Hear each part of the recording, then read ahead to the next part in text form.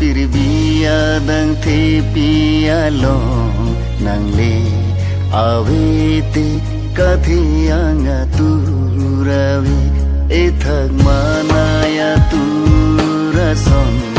elang uan nesengbe karo so pirbia dang the pialo nangle avete kathianga turave ethak manaya turason elang uan nesengbe karo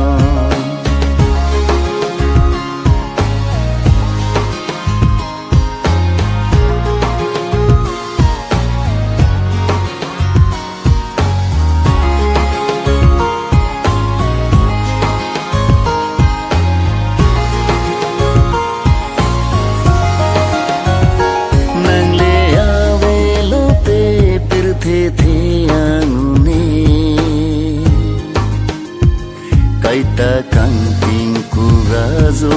asonsi nangche mandet bangso pirthike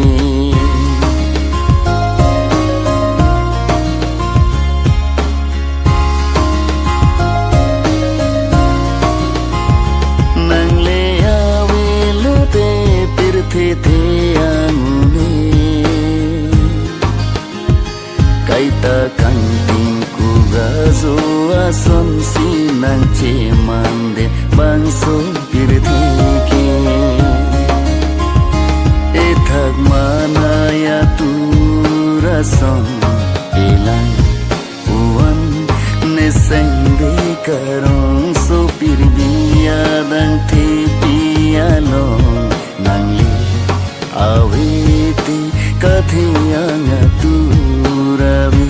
ethak manaya turason elang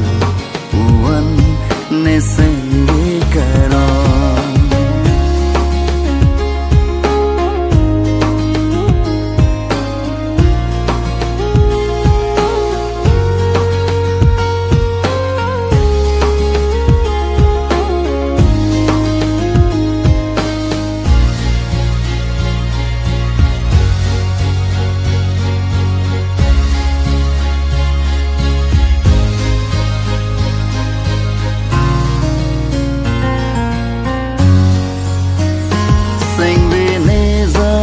dang vere ne kang hon long ji pu me ne sing ve ne za di dang vere ne kang hon long ji pu me ne nang le ave lo te kathianga turave la ne kaya long ke nang le ave lo te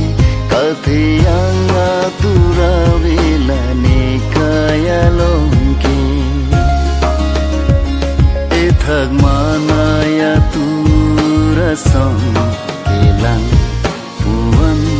nesengbe karong so pirbia dang the pialong nangle avete kathianga turave ethak manaya turason